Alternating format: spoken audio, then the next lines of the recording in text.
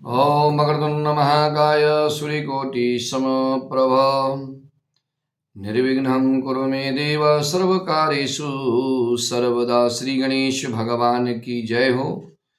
मैं आपको अपने YouTube चैनल के माध्यम से पौष मास कृष्ण पक्ष की जो गणेश चतुर्थी है उसकी व्रत कथा को सुनाने जा रहा हूँ। ये कथा बड़ी पावन है, सुनने मात्र से मनवांछित फल को देने वाली है। गणेश चतुर्थी का व्रत करने से और इस कथा को श्रवण करने से, सुनने मात्र से जीवन में आने वाली सभी विघ्न बाधाएं दूर होती हैं।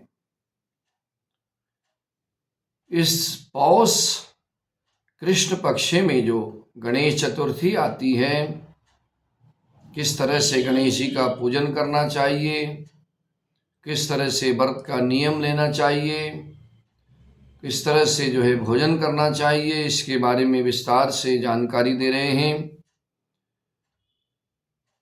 पौष मास की जो चतुर्थी है, विघ्न विनाशिनी चतुर्थी होती है, उसमें लंबोदर नाम से गणेश जी का पूजन करना चाहिए।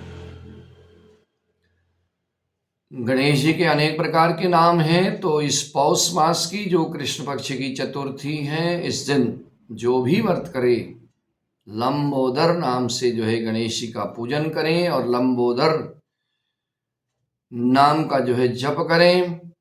और भोजन में केवल जो है गोमूत्र का आचमन करके व्रत को धारण करना चाहिए। व्रती को चाहिए कि विधि विधान से गणेश जी का पूजन करें, दिन भर शांत रह करके, निराहार रह करके व्रत करें, दिन में ना सोएं, ब्रह्मचार्य का पालन करें। रात्रि के समय में पूजन के बाद, रात्रि को जब चंद्रमा निकल आए तो उसके बाद गणेश जी का पूजन करें, चंद्रमा का पूजन करें, अर्घ दें और उसके बाद ब्राह्मण को सुंदर भोजन, सुमधुर भोजन बना करके ब्राह्मण को दें।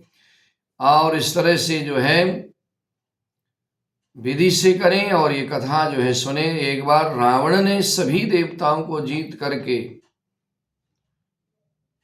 संध्या कर रहे बाली को पीछे से जाकर के पकड़ लिया।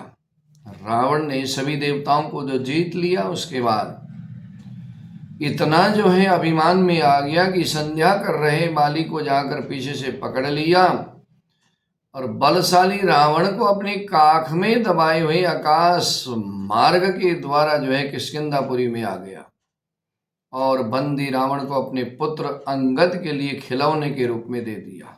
बाली में इतना बल था कि रावण संध्या कर रहा था, उसी समय संध्या वंदन करते हुए रावण को पकड़ करके काख में दबा करके ले जा करके अपने पुत्र अंगद को खिलौने के रूप में पेश कर दिया। अंगद भी रावण के गले में रस्सी बांध करके घुमाना शुरू किया नगर में।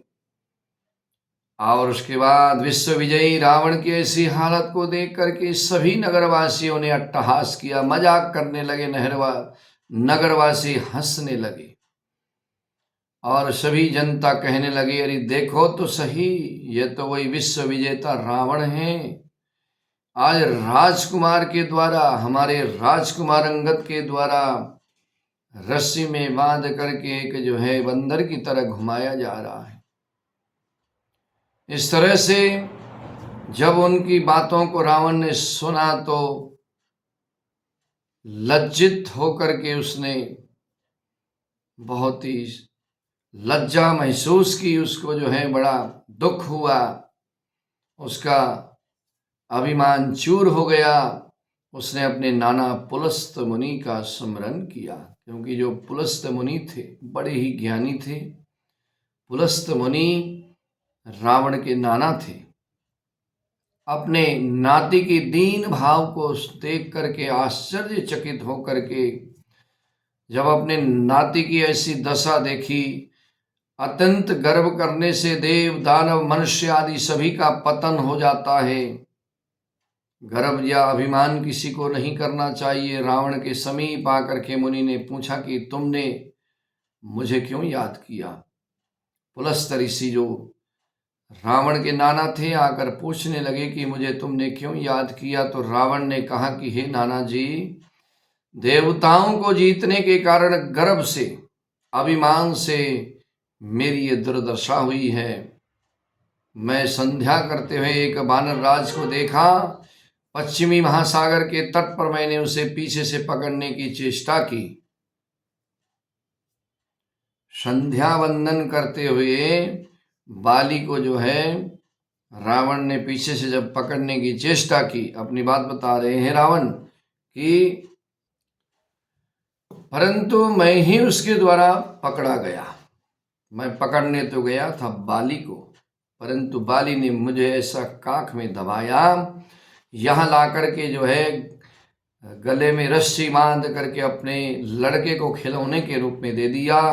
इस दुर्गति को देख करके नगरवासी मेरी हंसी उड़ाने लगे। हे महाराज, इसी चिंता में व्याकुल हूँ, रस्सी में बंधे रहने के कारण मैं अशक्त हो गया हूँ। हे नाथ, अब मैं क्या करूँ? मेरे जैसा आपके वंश में कोई दूसरा कुल कलंकिनी नहीं है। अब आप मेरी रक्षा करो, आप ही मेरा उद्धार करो। पुलस्त जी ने कहा कि रावण, डरने की कोई बात नहीं है, मैं तुम्हें बंधन मुक्त करा दूंगा। यहाँ बाली देवराज इंद्र के वीर से उत्पन्न हैं और पराक्रम में तुमसे बढ़कर हैं। इसकी मृत्यु महाराज दशरथ के पुत्र श्री राम के हाथों से होगी। हे राक्षस राज, यदि तुम बाली के बंधन से छूटना चाहते हो तो मेरी बात को मान करके संकट नाशक गणेश जी के व्रत को करो। प्राचीन काल में जब वृत्तासुर के द्वारा वृत्तासुर की हत्या के प्रायश्चित स्वरूप इंद्र ने इस व्रत को किया था, तो जो उससे जो है उनका उद्धार हुआ था। तो इसलिए तुम भी इस संकट नाशक व्रत को करो। ये संकट नाशक व्रत बहुत ही शीघ्र कलेश को दूर करने वाला है। इस प्रकार आदेश दे करके ब्रह्म ऋषि वन की ओर चले गए और इधर रावण ने व्रत का अनुष्ठान किया। और हे, इस तरह से व्रत के प्रभाव से रावण तत्काल ही बंधन से मुक्त हो गया और इस तरह से सुखपूर्वक अपना राज्य करने लगा। इसी गणेश चतुर्थी के व्रत को रावण ने किया, सारे उसके विघ्न दूर हो गए। और भगवान कहते हैं कि हे दुष्टर, आप भी इस व्रत को कीजिए। इस व्रत के प्रभाव से समस्त शत्रुओं का संहार तुम कर पाओगे, राज्य पुनः मिलेगा। भगवान की बात सुन करके युधिष्ठिर ने विधि पूर्वक इस पौष मास की जो कृष्ण चतुर्थी का व्रत है, इसको बहुत ही श्रद्धा भाव से किया। और उसके उपरांत जो है इस व्रत के प्रभाव से सभी विघ्न बाधाएं दूर हो गई। उनको जो है राज्य का सुख फिर से मिला, क्योंकि ये व्रत जो है सभी विघ्नों को दूर करने वाला है, कष्टों को दूर करने वाला है। तो इसलिए जो भी कोई इस व्रत को करता है, गणेश चतुर्थी व्रत, संकट चतुर्थी के व्रत को करने से और इस कथा को सुनने मात्र से सभी विघ्न बाधाएं दूर होती हैं और मनवांछित फल की प्राप्ति होती है। श्री गणेश भगवान की जय हो।